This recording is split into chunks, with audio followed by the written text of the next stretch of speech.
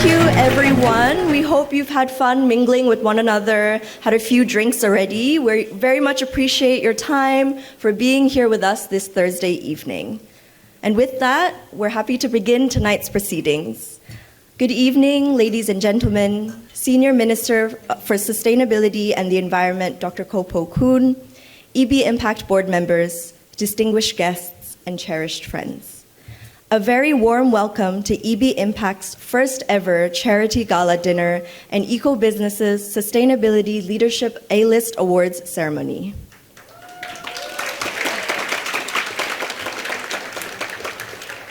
My name is Erin, Programs and Partnerships Manager at EB Impact, and I'm delighted to be your host for tonight. Before we kick off this evening's proceedings, I'd like to invite everyone to scan the QR codes found both on the screen and at your tables. As tonight is a charity gala dinner, you will find a little card with the QR code to register on our auction platform to bid for your favorite prizes. The QR code for our program booklet can also be found on the screen and at the back of your postcards in your gift bags. I want to take this moment now to record a note of thanks to all our auction and raffle partners who have donated their art pieces, experiences, and other gifts for our guests tonight. Some of these pieces you may even see out in the foyer. Throughout the night, please use the Gala Bid website to browse and bid for items. You will be notified of all auction activities through the website. If you look at the screens to either side of the ballroom, you will also be able to see how much we raise as the night progresses and how close we are to hitting our fundraising target. For those feeling lucky, you may buy a ticket to participate in our raffle lucky draw and stand a chance to win prizes worth up to $880. All the net proceeds from tonight's gala will go towards supporting EB Impact's youth and education programs. We also have an audience joining us virtually on LinkedIn Live, including some of the Sustainability Leadership A-List awardees who will be recognized tonight. To those of you online, welcome, and please feel free to interact with one another and leave your thoughts in the comment function. Our nonprofit was founded in 2019, and since then, we have reached over 1,000 beneficiaries in Singapore and the region, from youths to journalists and content creators, educators and professionals. We have worked with over 60 partners to drive greater collaborative efforts for positive, sustainable development impact. We are thrilled to host our first ever Charity Gala Dinner this year to mark EB Impact's 5-year anniversary and showcase the impact we have achieved since inception, as well as unveil plans for what's to come. And with that, please enjoy this video we've created for you, showcasing our journey so far.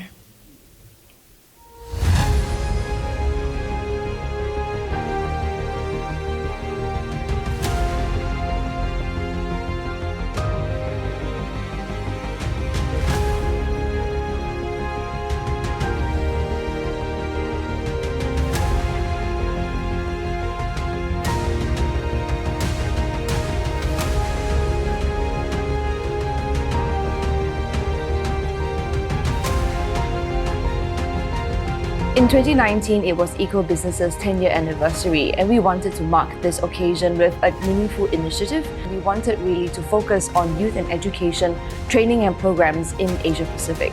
At that time, there were a few sustainability nonprofits that were looking in this space, and we thought that we really could address a gap by starting EB Impact. EB Impact's focus on delivering programs for youth is so important right now. Youth are our next generation, they are next in line as leaders of the country.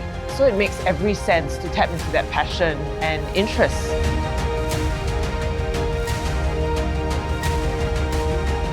The Sustainability Exchange is a youth mentorship program where we bring together a group of like-minded youths and match them up with sustainability professionals as their mentors. They then work together to ideate solutions to some of Singapore's most pressing sustainability challenges.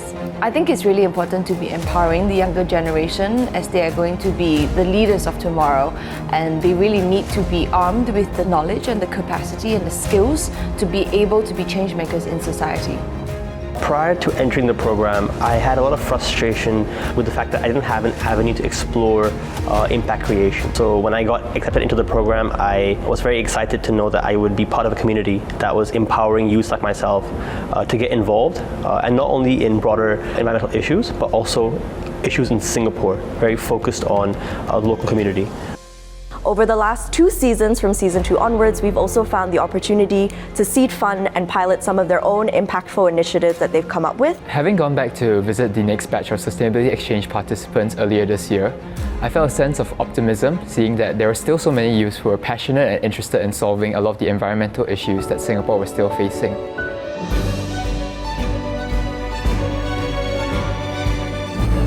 The Sustainability Media Academy is an upskilling program for journalists, editors, content creators, and communicators to provide them with the skills, resources, knowledge, and tools to produce high-quality content around climate change and sustainable development issues in the Asia-Pacific region.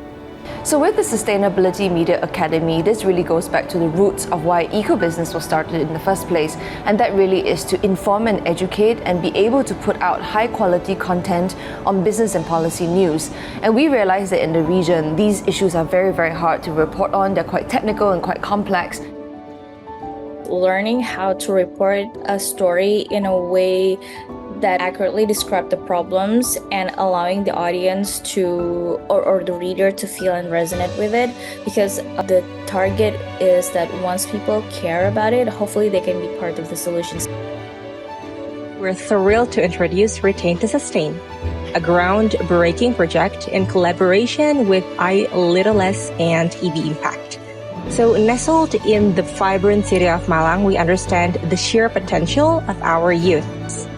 We challenge these young minds to tackle the pressing issues that they observe, translating their solutions into an impactful and scalable project. We've curated a curriculum that not only educates but also provides technical support, ensuring these students turn their SDG understanding into real-world practices. EB Impact has been a valued partner of Meta. Over the last 3 years, we have created much impact, such as working with the youth to support their projects and getting funding for them through the Sustainability Exchange program. So it's been a wonderful 3 years, and we look forward to continuing the partnership.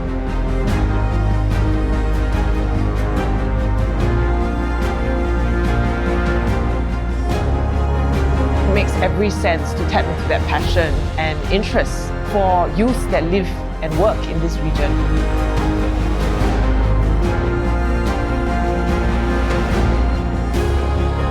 So the year 2023 is one of the record-breaking years in history for temperatures around the globe, and we've seen that we are in a climate crisis. We can feel it, we can see it around the world. Sustainability leadership is ever more critical in these times, and that's why we've chosen this theme for our first ever gala, to celebrate the stories around us and also to inspire further action at this time and to persevere onwards together. Onwards!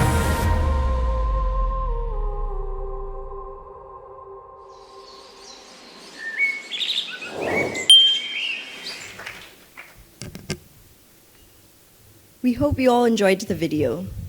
The theme of EB Impact's Gala this year is Onwards, Sustainability Leadership in a Time of Urgency. What does sustainability leadership look like amid the complex and ever-evolving business and policy landscape? Let's hear from EB Impact's founder herself. It's my pleasure to invite to the stage Jessica Cheam, founder and board member at EB Impact, and founder and managing director of EcoBusiness, to the stage for the welcome address.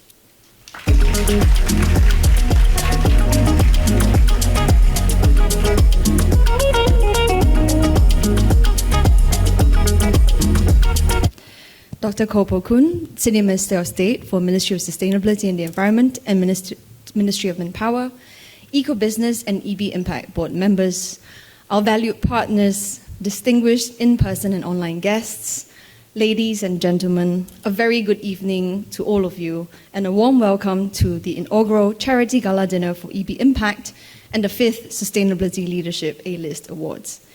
I'm so delighted to see so many familiar and new faces, and to see all of you looking so wonderful and dressed up. this sustainability crowd in particular, are often deep in the trenches, out in the fields, or behind keyboards crunching data. I was literally in the toilet and I bumped into MJ, who is here somewhere, and she just came from a tree planting exercise, so really proves my point. It's lovely to see all of you scrub up so well, and I'm really deeply to be grateful to be here with all of you. The last time we hosted a gala like this was actually 5 years ago in 2019, before the pandemic. Anyone remember that? At that time, we celebrated the 10-year anniversary of eco-business, and to mark the decade, we established EB Impact as a Singapore-registered non-profit focused on youth and education programs.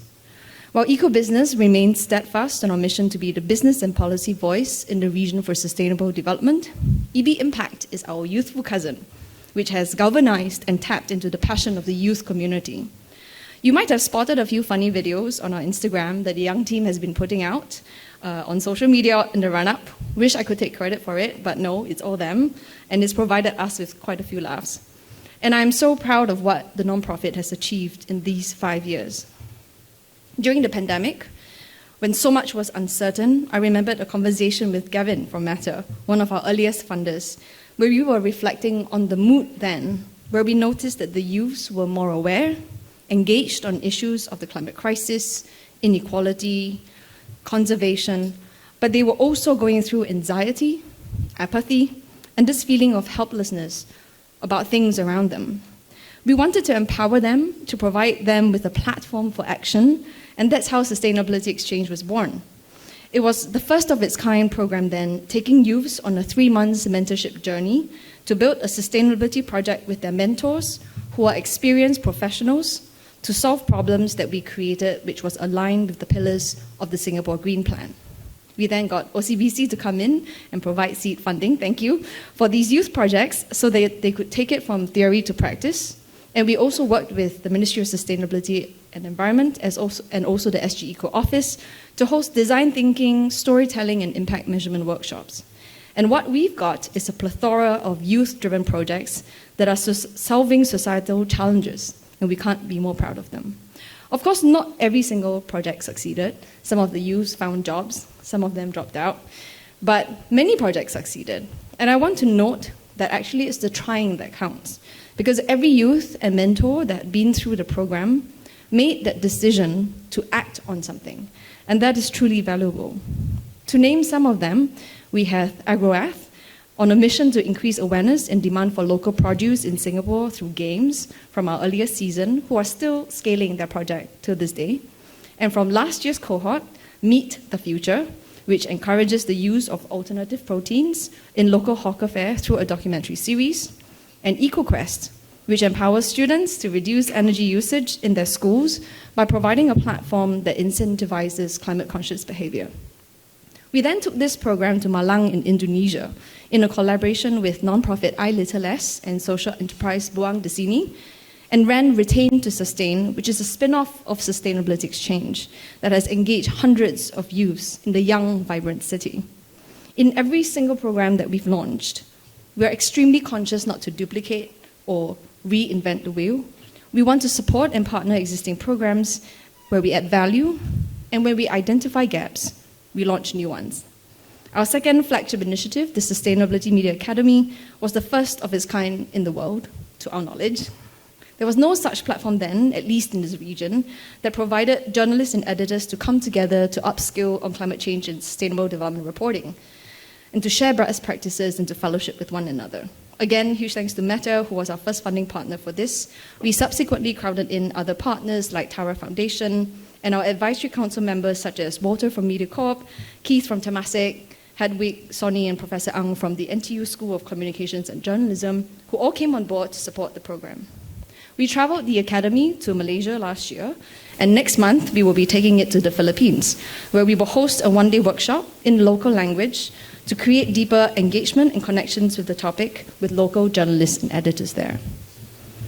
Through other programs such as the CSO Exchange, who builds a community of CSOs and sustainability practitioners, our Wasted campaign on Asia's mounting waste issue, and other public engagements, EB Impact has reached over 1,000 beneficiaries, from youth and educators to journalists to professionals. We forged over 60 partnerships across government, private, and civic society organizations in Singapore and the region. And the team is really, really grateful for all the support that we've received, and we hope to crowd in even more partners.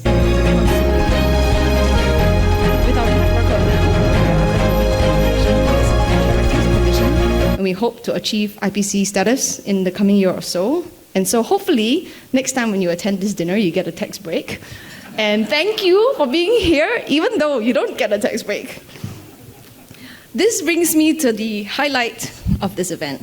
And we are delighted on this occasion to be launching a brand new initiative, the CDG EB Impact Sustainability Education Grant.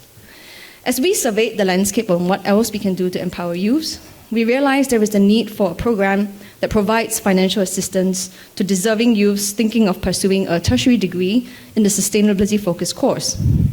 We hope to provide a helpful nudge to these young students and provide them with not just financial assistance, but also mentorship and leadership development opportunities. We believe that education is key to shaping a sustainable future. By engaging and empowering individuals with the knowledge and resources to contribute meaningfully to society, we can collectively chart a better future.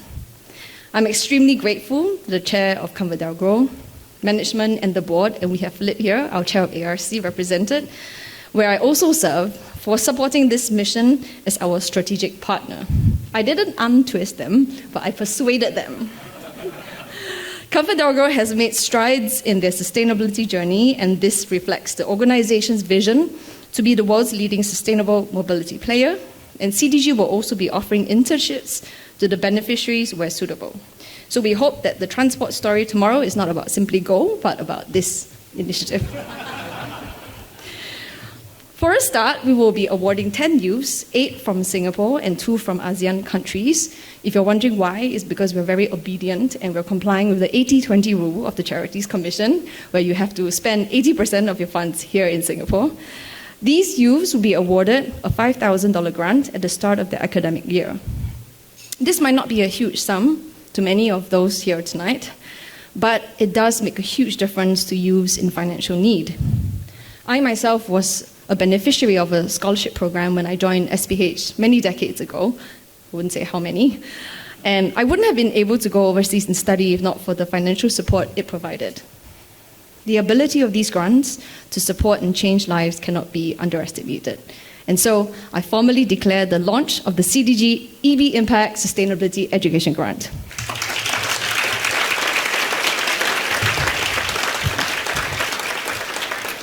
We are officially opening applications tonight, and you can find more details in our program booklet as well as our brand new website. Finally, I would like to end on a note of thanks. First to the EB Impact Board of Directors, Asad Razouk, CEO of Green Energy, who is well represented by the Green Table. Can I see? Yes, there. Thank you. Meryl Cole, Director Drew and Napier, fellow MGS Go, also well represented here. Brendan Kuban, he's on the way from Jakarta, and he says he will make it before the night ends, so we shall see. All of whom serve pro bono and without remuneration, and who have generously given their time and expertise since inception to help guide this organization and its efforts. We're looking to expand the board this year, so we welcome those who are keen to come on board with us. And also thank you to all our partners who have made this impact and this evening possible. The Ministry of Sustainability and the Environment, Meta, OCBC, Drew and Napier, Green Energy, RGE, CDL, LinkedIn, Wilmar International, well, we're represented here too, Ruma Group, AIA, International Women's Forum, Climate Action SG Alliance, Stride, ComfortDelGro, and all our auction partners, whom you can see here in the backdrop, and many of you individuals who are here too and have supported us through seats or through our auction. To our Sustainability Leadership A-list partners, judges and recipients too, thank you for your support and participation. I wanted to thank the Eco-Business and EB Impact team. Steve had just mentioned that actually I should give an award to them. I agree. They have worked so hard behind the scenes on this event, and I wanted to give a special shout out to the EB Impact ladies, Erin, Camilla, Debbie, and Rishika, and Natasha. who, although are small in numbers, are super mighty in result. So thank you so much. I want to leave you with this final thought and a nod to our theme tonight. As I was reflecting on our current zeitgeist, I think it can seem quite overwhelming even to those of us who have worked in the impact sector for many years. Everything from geopolitical tensions to AI disruption, the Russia-Ukraine, Israel-Hamas war, unprecedented temperatures, biodiversity tipping points. It can all make us feel like there's untold human suffering and the erosion of our natural world that exists in this current moment that is too much for all of us to do anything about, or any of us to do anything about. And there are some things that we probably feel too removed or unable to help, like the wars happening now, or the slow but steady decline of our ecosystems. It's easy to feel bogged down with things beyond your control or have negative thoughts. So I myself have taken to occasional meditation sessions as a way to resource myself. This was an advice from Cristina Figueres, who was here for the Earthshot Prize and the architect of the Paris Agreement. She constantly reminds people to resource themselves. And in one recent guided reflection, I came across the story of the lotus seed, that despite being buried in the depths of a muddy pond amid dirt and filth, this lotus seed can defy its surroundings and blossom into a beautiful flower. It's a comforting reminder that, like the seed, no matter where you are on this journey, what conditions you face, there's also the possibility of beauty around you. So I encourage everyone to hang on to that thought that no matter what situation you are in right now, take hold of the ground beneath you, use this foundation as the right conditions for meaningful growth, and be reminded that you are strong, firmly rooted in this moment, and capable of great things, capable of great leadership, and capable of striving onwards. Thank you for being here with us. Let's have fun this evening. I look forward to celebrating even more years of impact with all of you. Thank you.